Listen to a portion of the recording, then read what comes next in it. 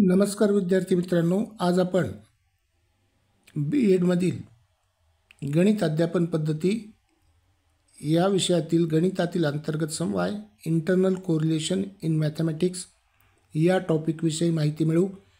मी प्राध्यापक M.R. Joshi M.A. SET Shri Sharda Bhavan शिक्षण संस्थेचे अध्यापक महाविद्यालय नांदेड येथे सध्या असिस्टंट प्रोफेसर या पदावर कार्यरत आहे। चला तर पाहूया गणितातील अंतर्गत समवाय इंटरनल कोरिलेशन इन मॅथमॅटिक्स।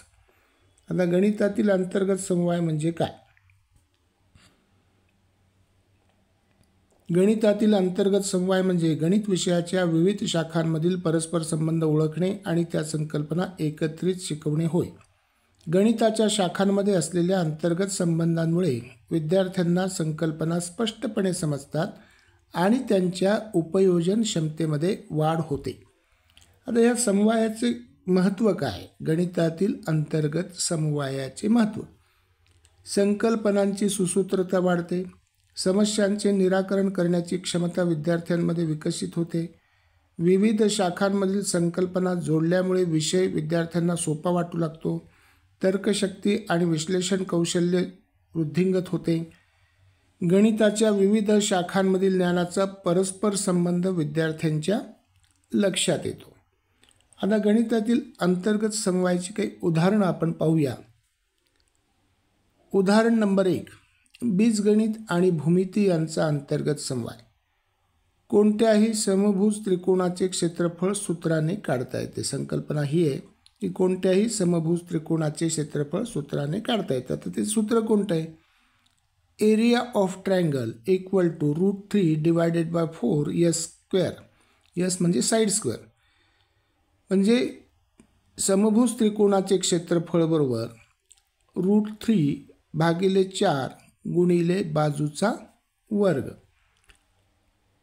तर बीजगणितामध्ये त्रिकोणाच्या क्षेत्रफळासाठी वर्गमूळ आणि घातांक आपण या सूत्रामध्ये वापरतो।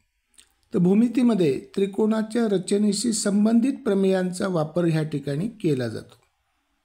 त्याच्यानंतर उदाहरण नंबर 2, संख्याशास्त्र आणि संभाव्यता यांचा अंतर्गत समवाय। संकल्पना अशी आहे, जर एका नाण्याला दोनदा उचलले किंवा फेकले तर संभाव्य निकाल असतील HH, HT, TH, TT, म्हणजे head head, head tail, tail head आणि टेल टेल। आता याच्यामध्ये अंतर्गत समवाय कसा की संख्याशास्त्रामध्ये नाणे उचलण्याच्या विविध शक्यता मांडण्यासाठी संच सिद्धांत वापरला जातो। तर संभाव्यतामध्ये विशिष्ट निकाल येण्याची शक्यता गणितीय पद्धतीने मोजली जाते। उदाहरण नंबर 3, त्रिकोणमिती आणि बीजगणित यांचा अंतर्गत समवाय। उदाहरणार्थ संकल्पना जी आहे ती पायथागोरसचं प्रमेय। तुम्हाला माहिती आहे की पायथागोरसचा प्रमेय कसा आहे की काटकोन त्रिकोणामध्ये काय होतं की कर्ण वर्ग बरोबर पाया वर्ग अधिक उंची वर्ग। अंतर्गत समवाय कसा साधता येईल की त्रिकोणमिती आहे, ही त्रिकोणमिती शाखा आहे गणिताची आणि बीजगणितही शाखा आहे। तर त्रिकोणमितीमध्ये कोन, बाजू आणि त्यांचे गुणधर्म शिकवले जातात। तर बीजगणितामध्ये चौरस संख्यांचा उपयोग करून हे प्रमेय सिद्ध केले जाते। तर आता शिक्षकांनी अंतर्गत समवाय कसा साधला पाहिजे? तर संकल्पनांना जोडून शिकवावे। उदाहरणार्थ बीजगणितातील किंवा अंकगणितातील संकल्पना शिकवताना त्याचा भूमितीशी असलेला संबंध दाखवावा। उदाहरणार्थ भूमितीतील पाय ही संकल्पना परिमेय संख्या आहे की अपरिमेय? मग या ठिकाणी आपल्याला भूमिती आणि बीजगणित अंकगणिताचा संबंध त्या ठिकाणी जोडता येईल। त्याच्यानंतर अध्यापनात विविध शाखांचा समावेश करावा। उदाहरणार्थ त्रिकोणमिती शिकवताना त्याचे सांख्यिकी आणि कलनाशी असलेले नाते स्पष्ट करावे। त्याच्यानंतर उदाहरणे आणि प्रत्यक्ष प्रयोग घ्यावेत। उदाहरणार्थ संभाव्यता शिकवताना सांख्यिकी सामग्रीचा त्या ठिकाणी वापर करावा।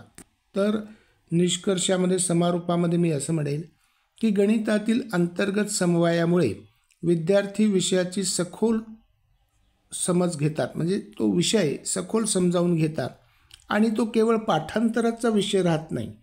संख्याशास्त्र, बीजगणित, भूमिती, त्रिकोणमिती आणि संभाव्यता यांचा परस्पर संबंध ओळखून शिकवले तर गणित अधिक प्रभावीपणे शिकवता येते। धन्यवाद। सबस्क्राईब करा, शेअर करा.